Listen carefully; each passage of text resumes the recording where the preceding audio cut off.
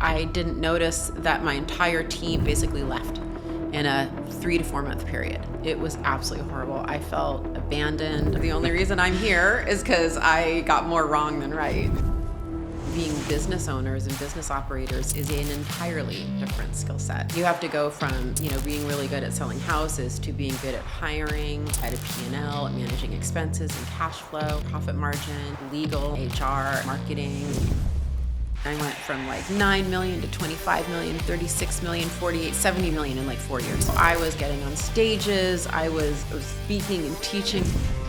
There's 3 things we have to do as a leader. The number 1 thing is we have to set the standard and expectations up front and often. Number 2, we have to inspect what we expect. Number 3, we have to make sure we're giving them the environment to succeed. 99.9% of real estate teams in America have a cost of goods sold or a cost of sale problem. You are leaving hundreds of thousands of dollars on the table if you don't have a mortgage.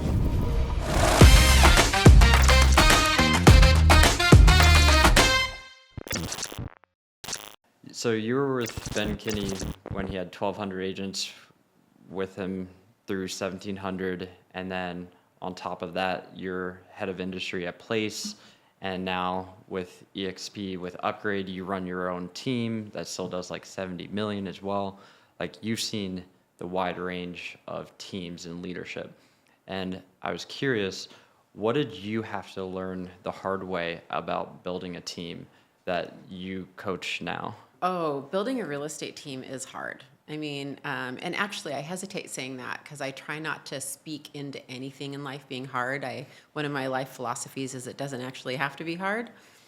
And I think that a big pitfall that most real estate team leaders go through is that we're really good salespeople. That's what got us to where we got. Mm-hmm. And being business owners and business operators is an entirely different skill set. So you have to go from, being really good at selling houses to being good at hiring, at a P&L, at managing expenses and cash flow and profit margin and legal and HR and marketing. And, oh, by the way, you're still recruiting and you have to worry about retention and production and per agent productivity. I mean, there's a lot. It's a very operationally complex business.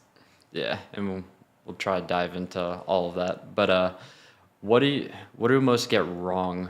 Or what did you even get wrong maybe when you first start your team?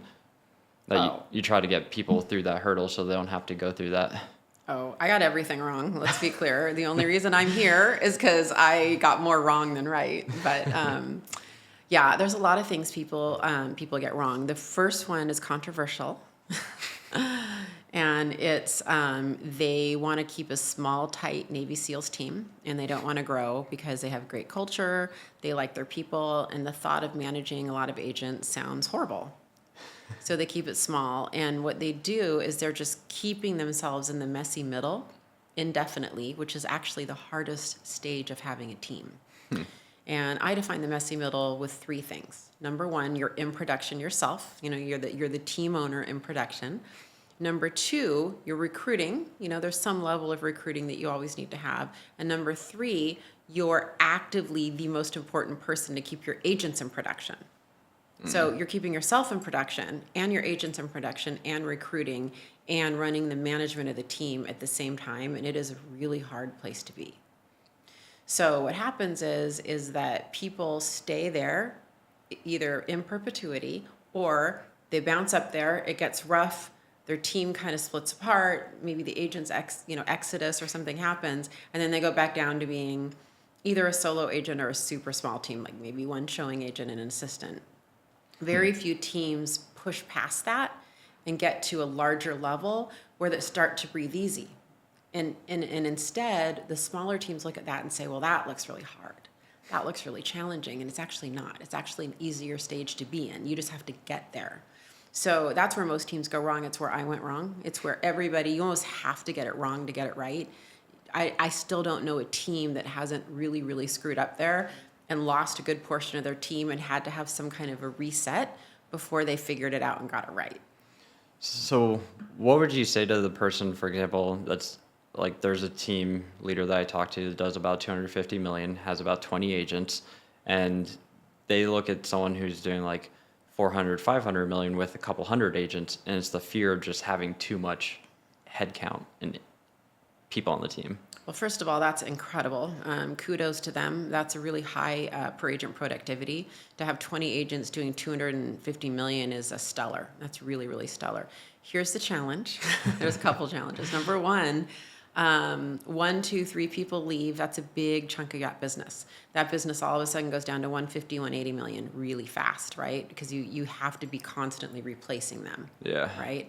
So that's a concern I have. But the real problem is that's typical, by the way. They're looking at running their team the exact same way it's being run now at 500 million. And instead they have to move into a new identity and ask themselves, okay, well, what does a $500 million team owner do? They do things differently. They have more staff. They have more sales leaders. They have recruiters. So you can't take what you're doing at 225, 250 and say it's the same thing at 500. The challenge is they don't know what that looks like. So instead of either getting in the arena, getting bumped and bruised a little bit, or better yet, hiring consultants or partners, that's where Place would come in.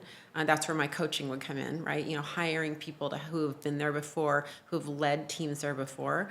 Instead of doing that, they just say, I'm not going to do it.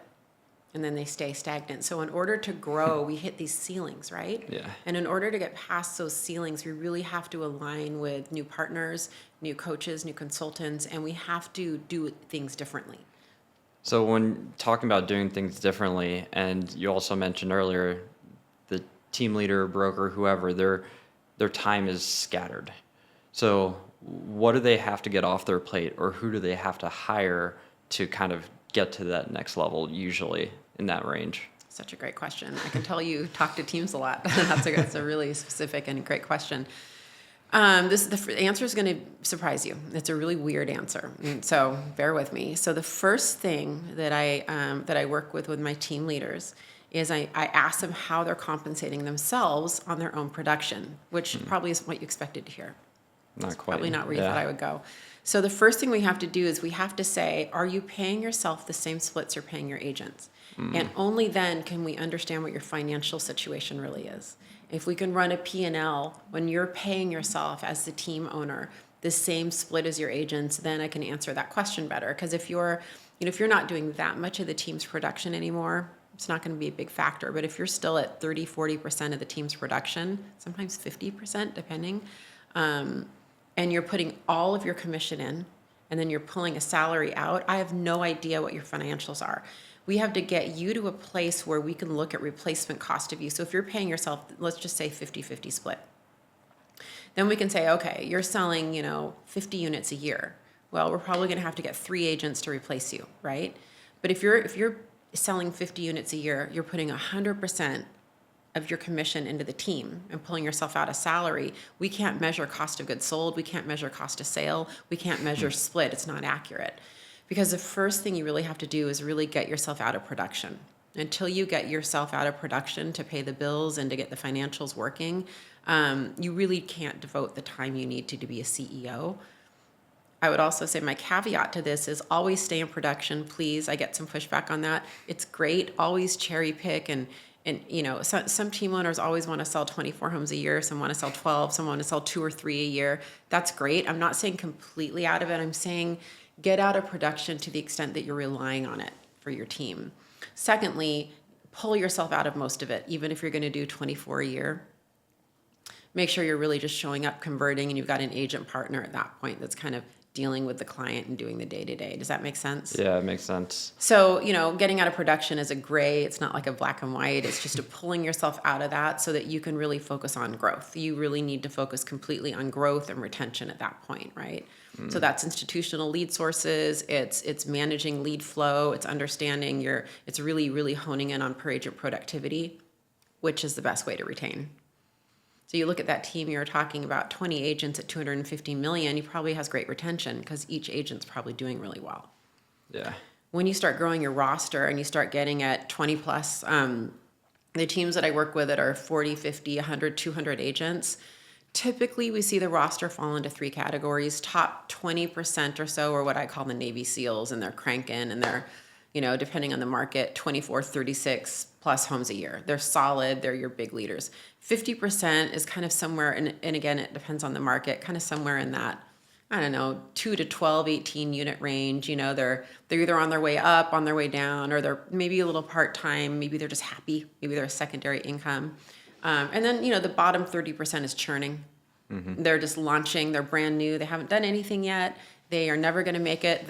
Never going to make it, it's called, or they're on their way down. They had a burst and they went down. So, some of these team leaders, when I'm coaching them, I'll say to them, you're looking at it wrong. You're 20. They're just going to move up. They're your top 20%. Then if you're going to have a team of 100, right? You're going to have 50 agents that you're going to have sales managers and people really honed in on. They're going to start sending you the up and comers who are on their way up to that Navy SEAL status. That's who you're going to spend time with. Like, that's going to fuel you. That's going to give you your energy.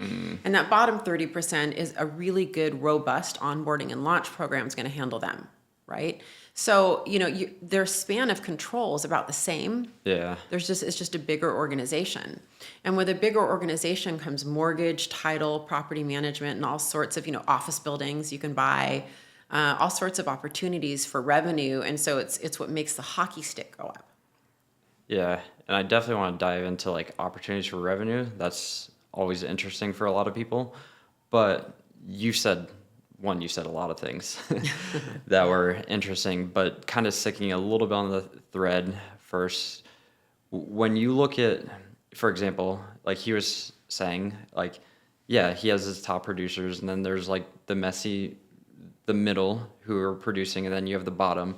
So you're saying with the onboarding and launch for those, you want to kind of, because for example, like I'm sure most leaders are like this, they want to see everyone succeed.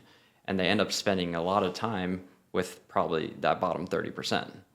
So how do you kind of manage that without being like, oh no, just like saying goodbye to all of them, basically? Yeah, well, don't do that. That's what I say. I mean, we don't do that. So yeah, you 100% have to recruit and have to grow. And the only way forward to massive growth in real estate is in agent count growth. Now, there's more. It's not just agent count growth, but you can't deny it and you can't avoid it. Everybody gets there. At a certain point, everybody does get there. Everybody's on their own journey of recognizing that and accepting it. But there is just a point where the numbers are the numbers.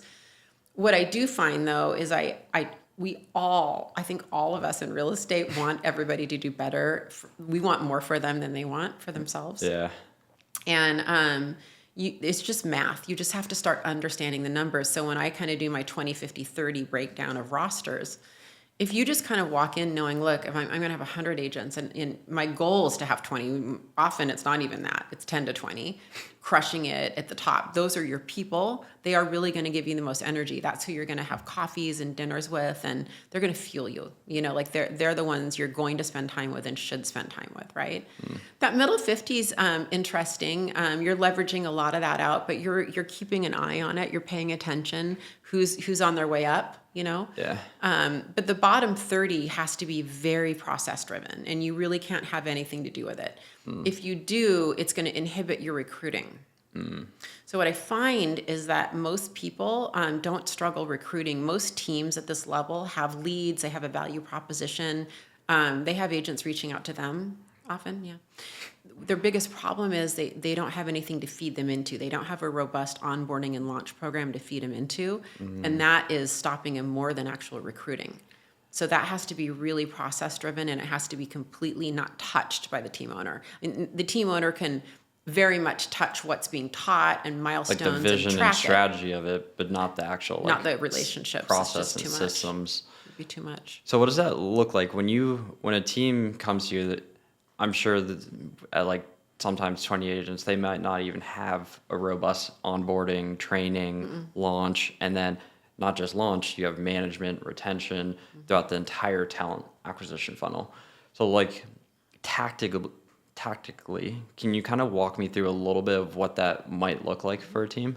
Yeah, it's a really important conversation. So when we're talking about, agent launch, like at Place, we have a 90-day agent launch, and we have a new agent launch, and we have an experienced agent launch. Okay. And I think it's the best way to go. When everybody starts, they don't have 2 launches. I mean, it's a miracle to have one, right?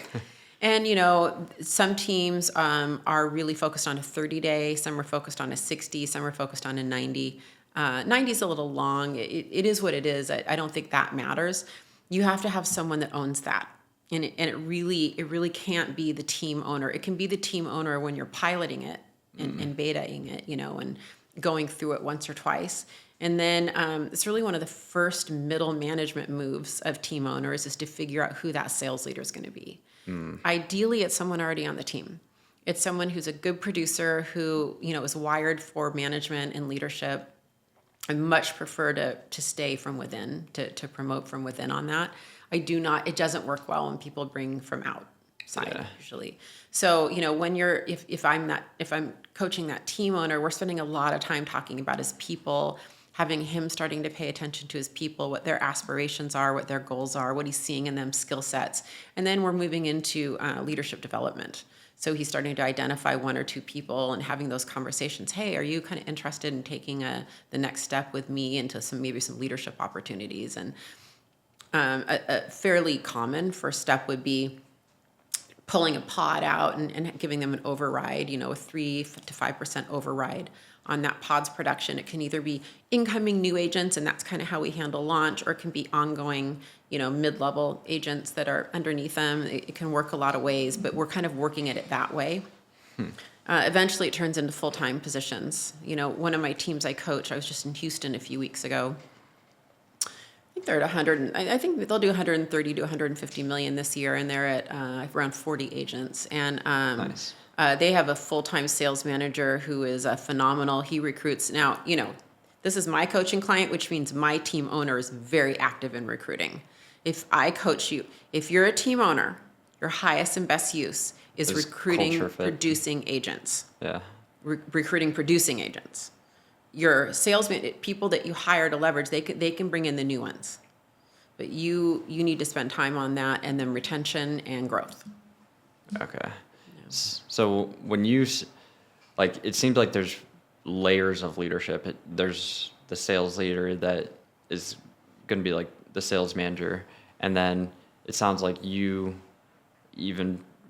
is that the other thing you mentioned, was there agents that you kind of moved to be like a pod leader or like coach the agents as well? So then there's like multiple, like it's almost like a senior agent or something. Yeah, exactly. There's a lot of ways you can skin that cat, so to speak, right? So there's a lot of different models, and that's the basic gist of it. It is nuanced. It just depends on what's happening with the team. It always has to turn into a full-time sales manager position, though. One thing I do want to state that I think real estate teams should stay very flat. We don't need a lot of levels of mid-management in a real estate team. So Okay. they should be pretty flat. Even teams in the 10 to 20 million revenue, GCI revenue phase are somewhat flat compared to other organizations. So we don't need to have a ton of layers. So first, can you define what the difference is of flat versus not flat for people? So, stacked, so flat is, if there's a team owner and there's a sales manager, then there's the agents. A lot of mid-management would be like 3 levels of senior sales manager, assistant sales manager, and it would just be a whole bunch of people in between the team owner and the agents, and I just don't think we need that. That's why pods work pretty well, so that they're still all reporting up to one person. It should be systemized enough to be like that. Pod probably follows kind of like the 2 pizza team rule for like Jeff Bezos. Maybe there's 5 to 10 or 2 pizza? yeah. I don't know if you ever heard the quote from Jeff Bezos. It's called the 2 pizza rule. It's never have more than enough team than that could eat 2 pizzas. Oh, that's great. And it's 5 to 10, I think is the rough number. That's probably about right. I think that in real estate, about 10-ish agents, and sometimes it's 12, you can handle up to 10, maybe 12 agents, kind of depending on your workload. Nice. That's why, if you see a team owner like you're describing with 20 agents who probably doesn't have a lot of staff, I don't know, I don't know them, but they are feeling it. And it's not surprising that person is resisting growth, because 20 agents would be a lot to manage. The only reason that person's probably sane and still cranking is because he's got 5, 7, 9 of them that are pretty self-sufficient. Otherwise, that it would be start getting really hard. It starts getting hard at 10 to 12. And again, it kind of depends where all the agents are. So if you have a bunch of mature agents that are highly productive, that's why his span of control can hit 20. He's probably at about his limit. He's not wrong. Okay, you makes know? sense. Yeah. So when you look at the organization, then the flat, like what hires besides a sales manager do you see as like these are pivotal in the growth of teams? Well, the first hire, the most important hire, the backbone of all teams is our, you can call it what you want, director of operations, our chief admin. And that human is, the agents will come and go. That person is your backbone. It's everything. If we were building a pyramid, that is the foundation of the pyramid, right? And so, that is the most important hire, and it is propelling teams more than they realize and holding them back more than they realize. It's also hard because, for our newer and aspirational teams, it's a really hard hire to make because, your first instinct when you're starting to get busy is to hire another agent that's going to bring in more revenue. So to say, I'm going to spend, $50,000 a year, whatever that number is, it's just going to come out of my, pocket. It's scary. It's just a fixed expense, but it's really important and necessary. Yeah, that's the fear of hires like that, like the director of operations, like an EA. It's like you're paying them 60, 80, 100 plus for kind of producing no revenue for the business. So how do you think through like when the right time for those are? Well, they are producing an ROI. So it's a more indirect form of revenue. So you're right. They're not revenue generating per se. Yeah. Everybody has their limit. Mine is very low. Like, if I'm doing 12 deals a year, I need an assistant. Some people literally can get up to 48 deals a year and not need an assistant. So most people are around 24. You're 2 to 3 a month, and you're in it. And especially if you're kind of trying to grow at the same time, like that's usually the point. Really, what it boils down to, though, is having some kind of a predictable, somewhat consistent lead source. So when you're kind of at that level, and by the way, it's really the first thing an aspirational solo agent, I get asked that question a lot, like, how do I know when I can start a team? Or how do I know when the right time is? It's always when you get to the point where you have more leads than you can handle on your own. It always has to be lead driven. It's not just, I want to start a team because that looks fun. Like, we have to have a lead source that's driving it. And, you have to kind of see a pipeline and see that this isn't going to stop. This source, whether it's Sphere, whether it's open houses, you just figured out a system, whether it's internet, Zillow, what have you, that it's a consistent, somewhat consistent and somewhat predictable lead source that isn't going to stop, right? Yeah. And so, when that happens, and we're at 2 to 3, 4 transactions a month, we need an assistant, and that's going to get us to our next level. Okay. So yeah, when the big thing with that is like having the lead source that you can trust, and then stacking probably another, but it's like once you see something like predictable, you're like, oh, this kind of works like clockwork. That's when it's like, okay, scale that up and then start to add support behind that. Yeah. In a way. Yeah. And when I say lead source, prospecting is part of that. So some people have just figured out prospecting systems that work, scripting, calling during these hours, calling in a certain way, doing open houses in a certain way, working with your Sphere in a certain way. That is a lead source. Often, when I'm talking to team owners and they're like, oh, I've got this fledgling team and I think we need to start bringing in third-party lead sources. I'm like, okay. And I'll talk to these teams. This happens a lot. And the team leader's bringing in literally like 50 listings a year.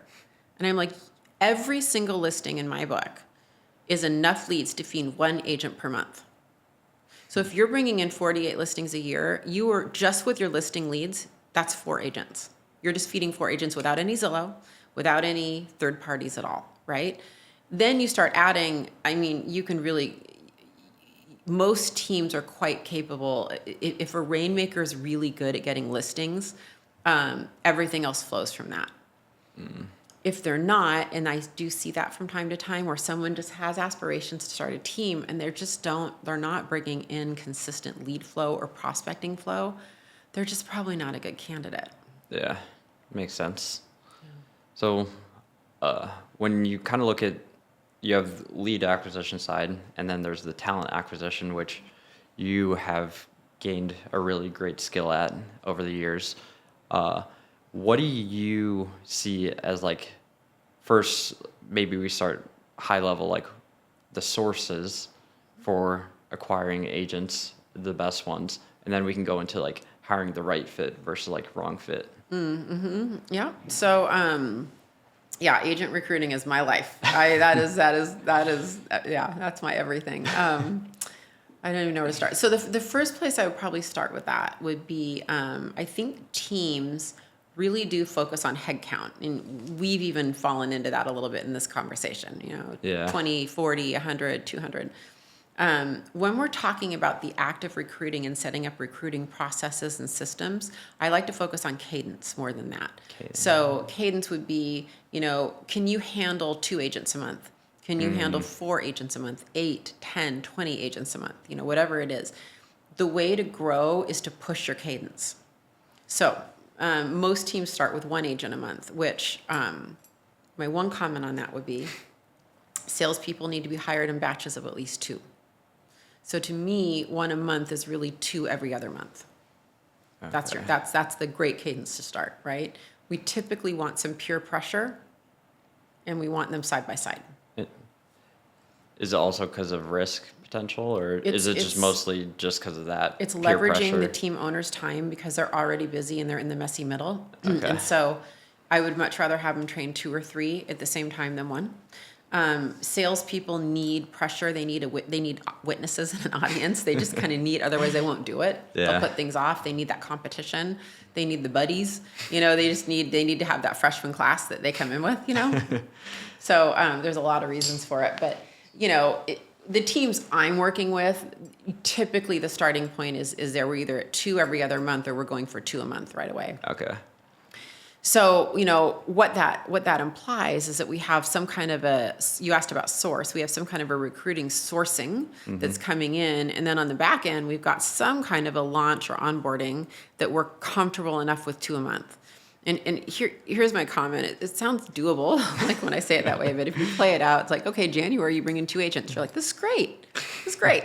And then February comes, you're like, all right, like I've got 2 that are on days 30 to 60. And I'm recruiting my next month agent, and I just brought on 2. It's good, okay. By the 3rd month, you're like stacking. It's crazy. I've been there and done that. So you just have to make sure: do you have time blocked for that launch and that onboarding? Do you have time blocked for those recruiting conversations? None of this can happen without a really good admin. You're starting to see now. You need someone that's helping set these up. It's helping to do some screens. It's helping to manage the calendar. You're at a point now as a real estate team leader where you just have to have a staff around you so that you could just show up. The prep work and a lot of the planning has to be delegated, right? So how do you think through that time blocking of like, first you're stacking, you have 2 agents and then you have another 2 agents, and now they're on the back half of 60, you do another 2 agents. Like, how do you even think of time blocking that? It's like, and to think through, oh, this is how much time I'm actually spending. Oh, we can't actually add 5 a month. Like, that would be way too much. Yeah, you wouldn't start with 5 a month. Yeah. That would be weird. That would be horrible, actually. That would be detrimental to everybody involved.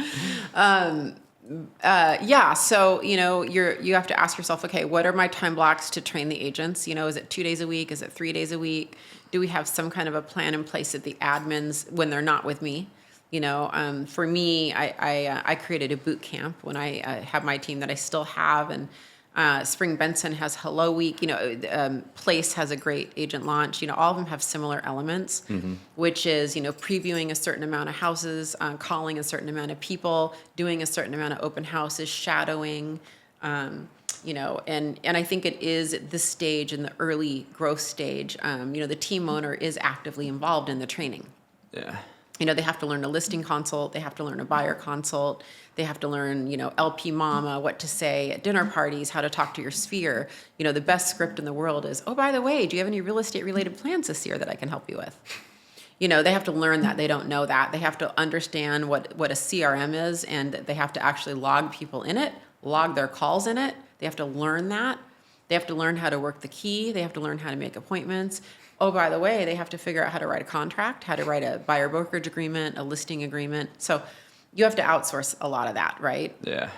If you're at a brokerage, you can outsource a lot of the brokerage stuff to your broker classes. Every major brokerage has regular broker classes, but so your time blocking, what your role is going to be, and I'm talking to the team leader in training, and then you have to give yourself appointment slots. You have listing appointment slots and you have recruiting appointment slots. So it's 1, 3, 5 p.m. every day. You might have 3 listing appointments one day, 3 recruiting appointments next day. You might have recruiting, listing, recruiting. And point is, you have to start just getting disciplined with that, right? Yeah. And you have to. You just have to block for lead generation for both, and it's doable. Yeah. It's doable. It's a commitment. Yeah. Like anything. Like anything. When you mentioned like onboarding and this stuff involved, like a lot of this stuff is, you want to train the people on the things, but something that I heard also recently, I think it might have been Layla Hermosi, it could have been 100 other people at this point, but it's like the onboarding is just as much important as training them as it is. One of the most important things is like culture and expectations. Like you're setting that really fine line at the beginning. And if you don't have that like onboarding to set that culture, set that expectation at the beginning, that's why it doesn't work out like 90 days down the road. There's 3 things we have to do as a leader. And this is from Ben Kinney. He calls it the 3 fiduciaries of a leader. The number one thing is we have to set the standard and expectations up front and often. And it's the one thing we all fail at. We have to say what is expected of you. This is how you win. This is what you are supposed to do in this role. This defines what this role is. Number 2, we have to inspect what we expect. So we have to have some kind of accountability. We can't just assume that they're going to take that and do it. We have to have some accountability systems built in. Number 3, we have to make sure we're giving them the environment to succeed. So, whether it's a physical environment, whether it's tech, whether it's training, whether it's culture and support. So as long as we just do those 3 things, we're good leaders. Number 1 is what you're referring to, though. And, if I walked into any real estate team, anyone listening to this or watching this, and I walked up to your agents and I say, what is the standard for your role? What are you accountable to? What are you supposed to do? What defines success? Would your agents be able to say, oh, I'm supposed to make 20 2-minute plus conversations a week. Here's where I track it. Here's where I'm accountable to it. And this is the training and the role playing that I do to get it. And I know when I do 20 conversations a week, that I'm going to have 2 appointments a week with a new buyer or seller. And that's going to be 8 a month. And then I'm going to convert 6 of them. And on an average month, 2 to 3 of those will close. Most of our agents wouldn't answer that way. Yeah. I'm just going to go ahead and say they wouldn't, and I'm not saying I've always won there either, but we do need to aspire to that. Yeah. And the other thing that was really good, first of all, obviously, but the other thing that I think is probably underrated that you said is the inspect what you expect. Like that is probably one of the things that most probably don't do, many don't do, is like they're like, hey, here's this training, or here's how to do this, or here's this, just go off and kind of do it. Always. Yeah. Yeah. You have to, we all do that. We call it seagull management, poop and fly away. Poop all over That's everything good. and then fly away.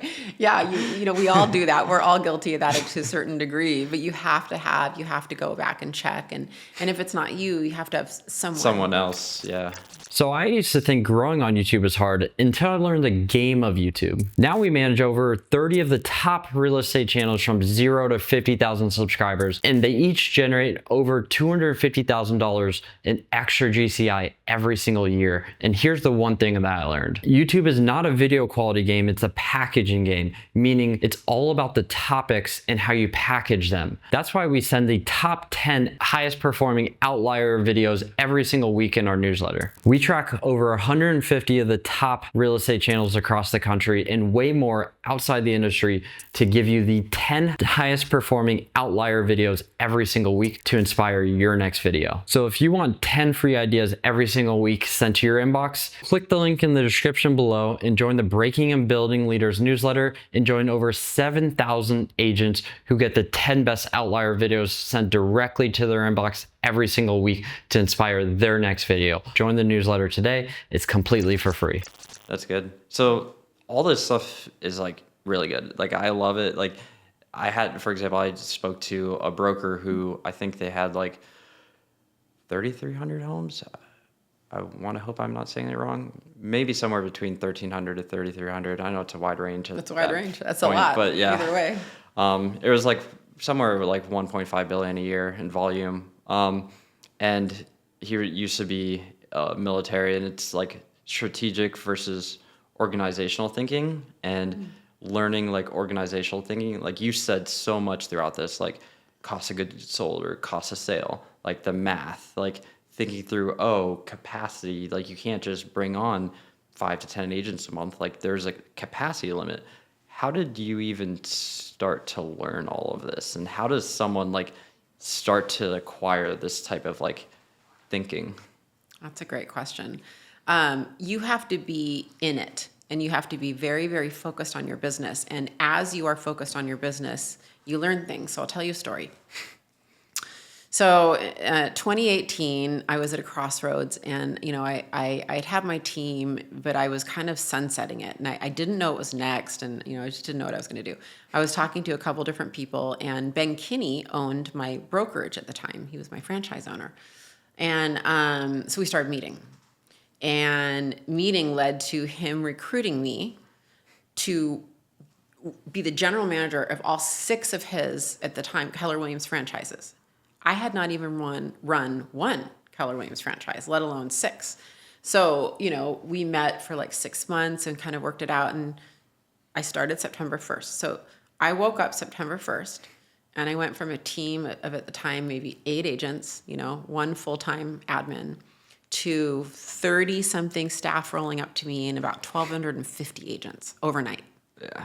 Wow. Now, I ran a P&L for my team, but this was at a different level, right? Yeah. And this is over $1 billion, obviously, in volume sold, revenue in the multi-millions. It was at a different level. We closed out our books every month. That's what you do at Keller Williams. You close out your books every month. And as the general manager, my role was to review that. So the first few months, I'm like looking through the P&Ls and I'm like, okay, looks good. And there was a lot of eyes on it, so I didn't feel a ton of pressure. Like it wasn't like, whatever.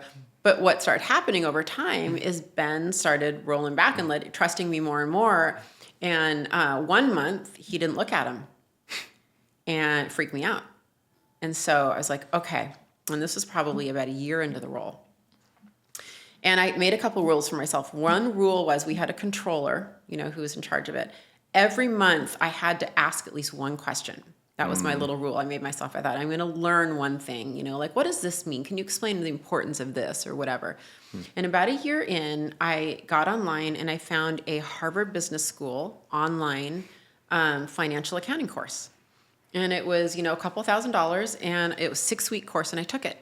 And it was everything. It was like all of the things, because I understood a P&L. I just didn't, I don't think I could have. Not to the depth that you do now.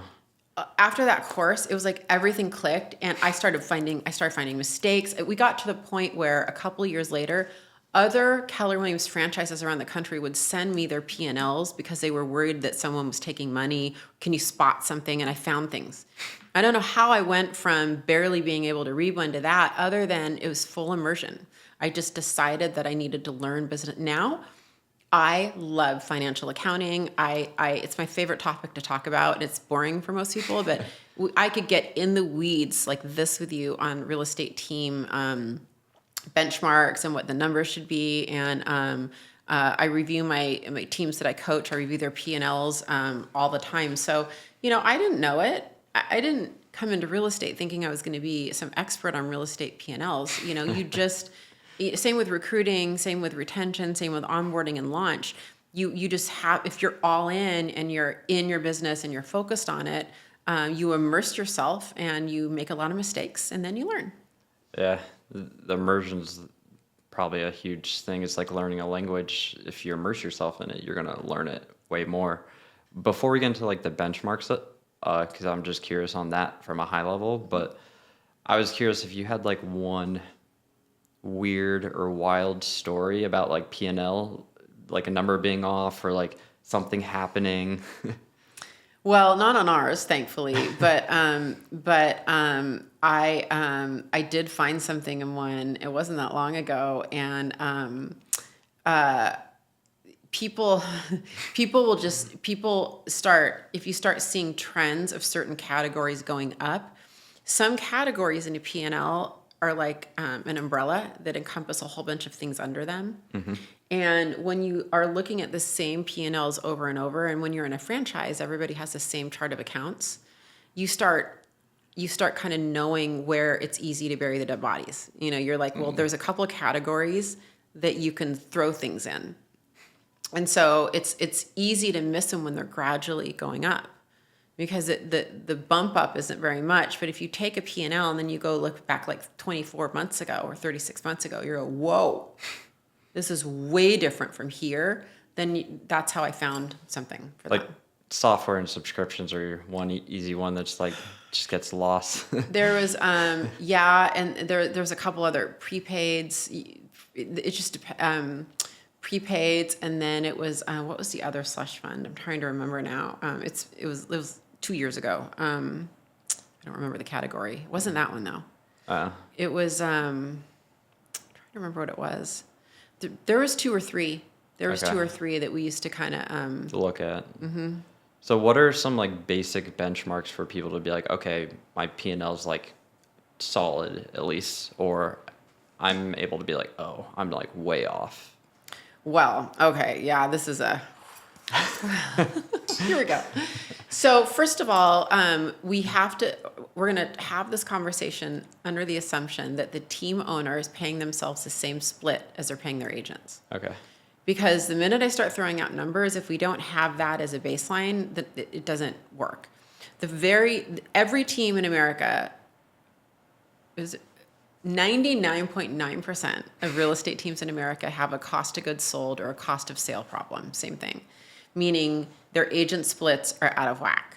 So if you can establish a bright line of 50% on that as the first place to start, and that includes the team owner's production. So let me get more basic on that. So if a commission is $10,000 and we're at a 50-50 split, $5,000 goes to the agent. We never see that. Yep. It's a weird thing in real estate. We call it top line revenue. We never Yeah, see it. it's weird. And then 5,000 comes to the team, right? Yep. Okay. So that 5,000, it can't be 4,500.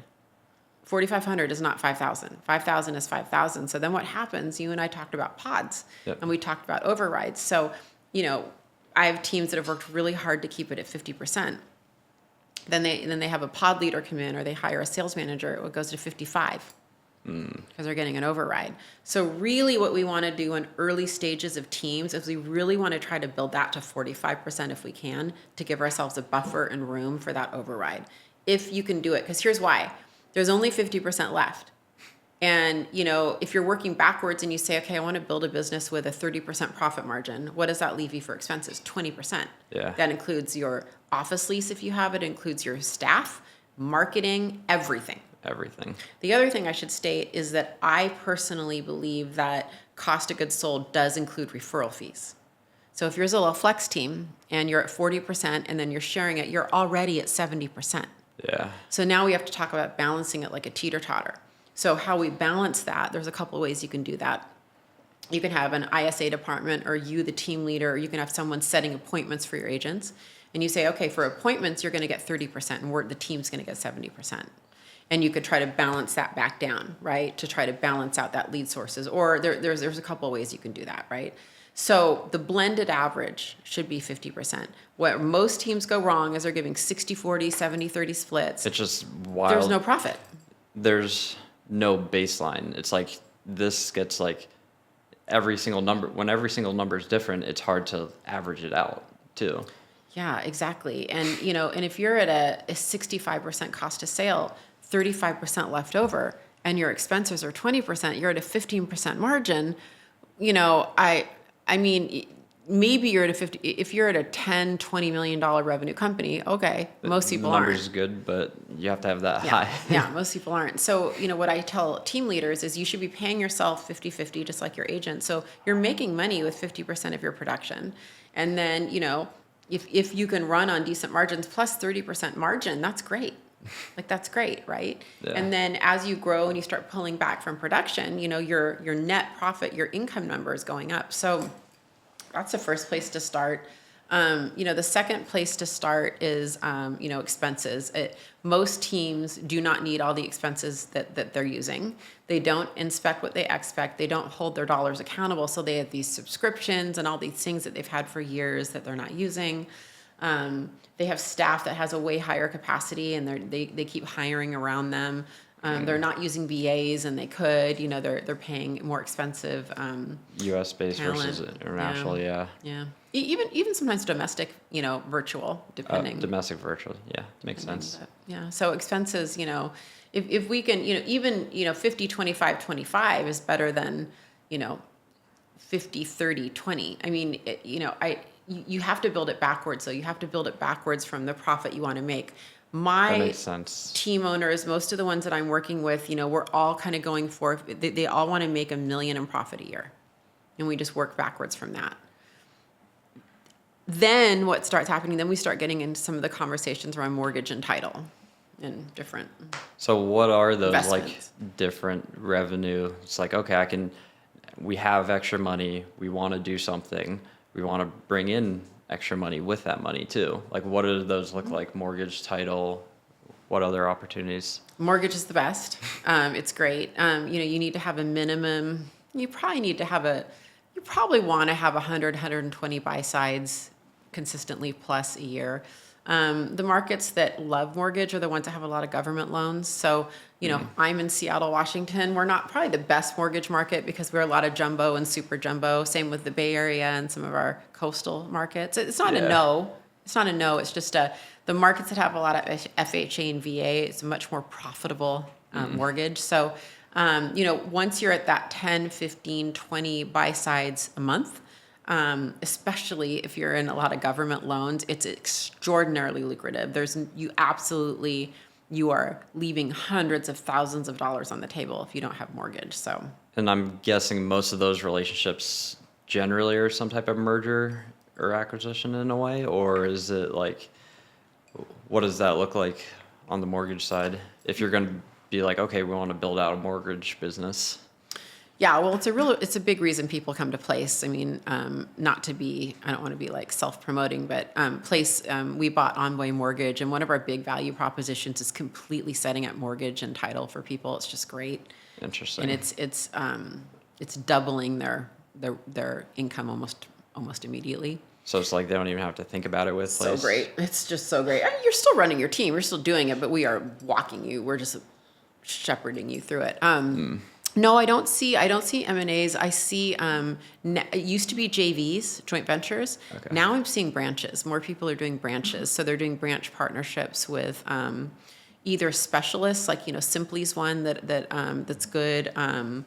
I forgot the one that John Cheplack's doing. He's got one too. So there's a lot of them that specialize in that, or they'll just work with, someone they know and open a branch with them. Yeah. It's better if you can get a loan officer that everybody likes already and recruit them over to the new venture so that you're keeping your same primary loan officer. That makes a lot of sense. Yeah. I think I know a few people who kind of went that route too. Yeah. So. Probably.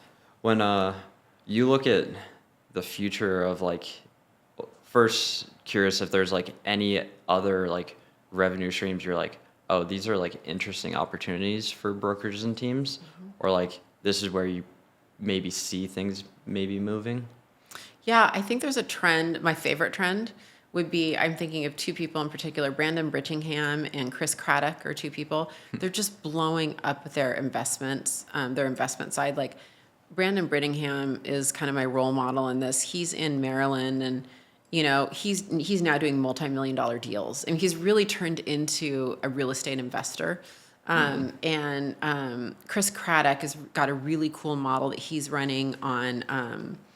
They're kind of being their own iBuyers effectively. So they're going, and so they're you're participating. You're the hard money in some cases, and then you're also getting the fix and the flip. So you're getting an acquisition fee. You're making money on the hard money. A lot of these guys now have construction companies, and then they're creating their own listings.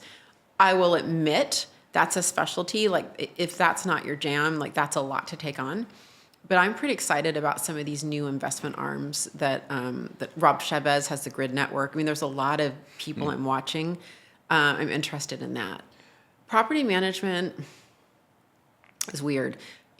Property management only works if you have somebody to run it. If you're a really successful real estate team leader, you're not going to be good at property management. You need someone to run it.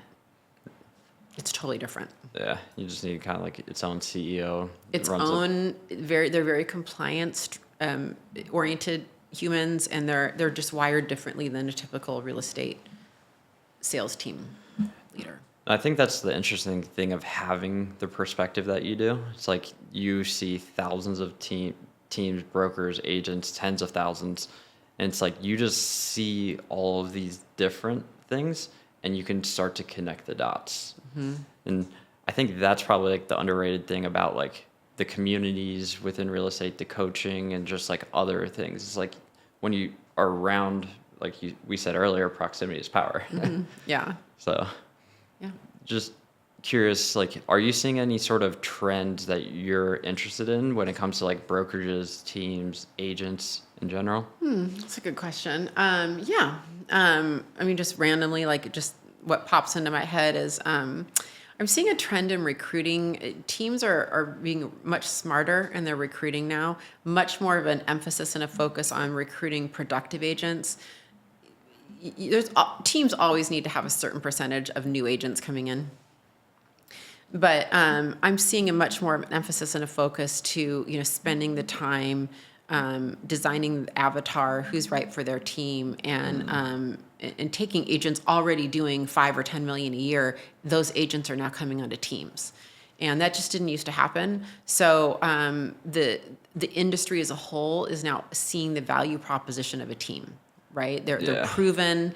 They, at first when they came, it was like, what is this thing? And there was a bunch of agents running amok. And I think that, it was just different. Now it's like, it's accepted as a norm. I think more and more, I think most new agents will end up on real estate teams moving forward as a trend. I just think that's probably where we are. So if all this stuff in the podcast sounds great, but you don't have any time and you need help with your marketing, we helped grow over 30 of the top real estate YouTube channels across the country, build local newsletters and build local brands and manage everything completely full service. So if you want to talk marketing strategy or just know how you can profit more from your marketing, just click the link in the description below, book a strategy call, and we could talk about how you can profit more from your marketing. What do you think is important for like the value proposition for teams to have? Because one could say, obviously they're not all the same, but each one has its own value proposition. So like what's actually important in that? It's a great question. When you're recruiting for a team or looking at value proposition, the way the other person's looking at you is, are you the vehicle by which I'm going to hit my goals through? They're thinking, can I hit all the goals I want with you, and is it going to be fun? Am I going to hate my life? I'm going to like my life, right? And do I trust that you're going to provide me with enough leads and training and tools to hit my goals? And do I like the people around me? Do I like the office? Do I like you? These are the people I'm going to be hanging out with. That's all they're thinking. So if you back out of that and you look at value proposition, it's, what are your lead sources? Is it a match?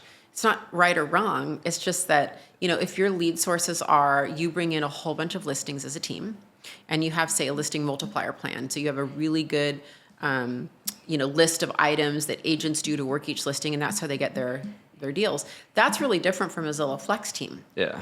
Those are converting agents, or they have to be good at metrics and, logging in and be rapid response, and all of that. So, it's not a right or wrong. It's just kind of understanding who you're going after, how you're presenting it. If, just using my example, your value proposition is you give a ton of leads from your listings, right? And you have really good plans, and you're really good at training them on open houses and, whatever. Your value proposition better be, we're going to go set up signs for you. It'd be everything to back up what you're doing. You're going to send incredible 36 touch to their database. You're going to do all that. If you're a Zillow Flex team, it better be all of the tools necessary to make it as seamless and easy as possible.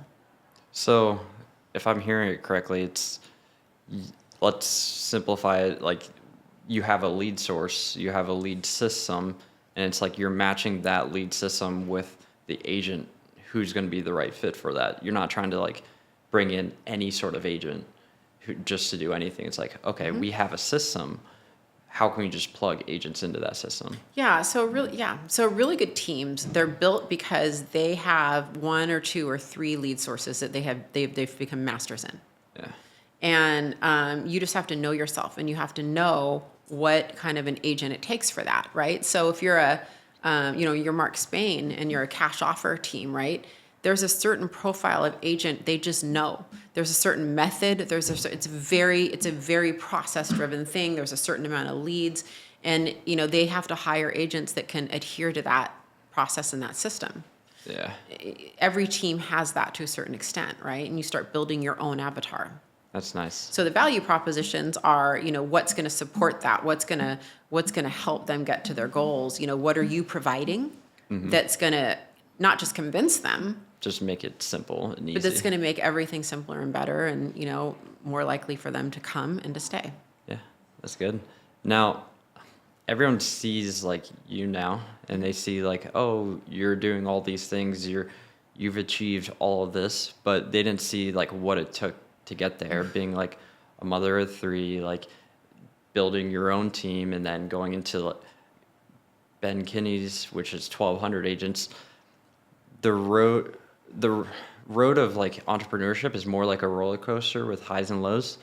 Is there a point that you can like remember or think of that you might have burnt out or thought of quitting? Yeah. Oh, for sure. I started my team. I started in real estate in 2002. I'm really old. In 2002. And I was a solo agent, at a local independent here in Seattle. And then I moved to Keller Williams in, I think it was 2010. And, I just kind of put my head down. It was a recession back then. It was really stressful and whatever. And in about 2012, I got on a plane and went to an event. I went to a real estate event, and I was blown away. I was like, wait, you can have a team? Never heard of that. Like, what? And I started my team, and it was fast. I mean, I went from like 9 million to 25 million, 36 million, 48, 70 million in like 4 years. It was really fast. So I was getting on stages. I was, I was speaking and teaching. I was going to classes. I was, growing this team. And 70 million team back then is probably $140 million team now. So it was pretty big. And then I was just so busy and preoccupied that I didn't notice that my entire team basically left in a 3 to 4 month period. And I was on the road a lot. I was traveling, and I just wasn't being a good leader. I wasn't very present, and it was horrible. It was absolutely horrible. I felt abandoned. It was just the worst. And, after that, I rebuilt the team, and it was fine, but it wasn't too far after that I started working for Ben, because I started realizing that while I enjoy being an entrepreneur, and I'll always be an entrepreneur, there's just certain lanes that I enjoy more. I'm a growth person, and I just don't need to spend the same amount of time on cash flow management and the financial accounting. I am interested in that, and I'm good at that. I am a growth person, though. I wanted to just stay there. And in order to do that, it worked better to go work for somebody. When I started working for Ben, we had 1,200 agents. By the time I left brokerages, we had 1,770 agents, about 12 offices. And now if you add Place and all of the agents he has, he has 5,000 agents. We have about 400 teams at Place, I don't know, 3,000, 3,500 agents at Place, another 1,500 in his brokerages. He is one of the most powerful and influential people in real estate. And, I just happened to get in relationship with him way early on. So I wanted to quit many times. I wanted to quit so many times that we could spend the whole podcast talking about it. But, if I wasn't pushing my limits, then I would never want to quit. Yeah. So that's the deal. How did you kind of get through that when you wanted to quit? Yeah, you get in action. That's how you get through it. You get in action. You focus on growing other people, other things, growing businesses, and you do the work even if you don't feel like doing the work. Getting in action begets action, and it gets you out of slumps. And so when I was a solo agent, when I was in a sales slump, or I was just I just was nervous, I wasn't getting business, I started previewing homes. Started doing open houses and previewing homes, and just that action created momentum. Yeah, That's what I've always done. It's another quote I'm trying to pull for my brain. It's being able to basically take action kind of regardless of the emotion that you're feeling of it.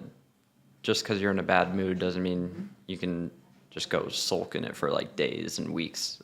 You can feel it for sure, but you can't let that take you negatively. Yeah, my life philosophy, it's probably my core life philosophy, is to focus on the process and not the outcome. So the way I look at life and business and personal anything is that, if I'm all in on the process, if I'm all in on effort and action and moving needles and forward motion, that's satisfying enough for me. The outcome's going to take care of itself. I have learned to get a dopamine hit from being a staunch adherer to effort and action. That gives me the dopamine hit now. The outcome doesn't as much. So I'm a little more detached, and my life is better that way. Yeah, it's better to be kind of detached from have more emotional resilience and enjoy the journey versus the finish line type of thing. So you've worked with Ben, as you said, is one of the most impactful people in the industry. What is one of the biggest things that you have internalized as a result of working with him? Yeah, well, one of the biggest things with Ben is he does not have a full schedule and a full calendar.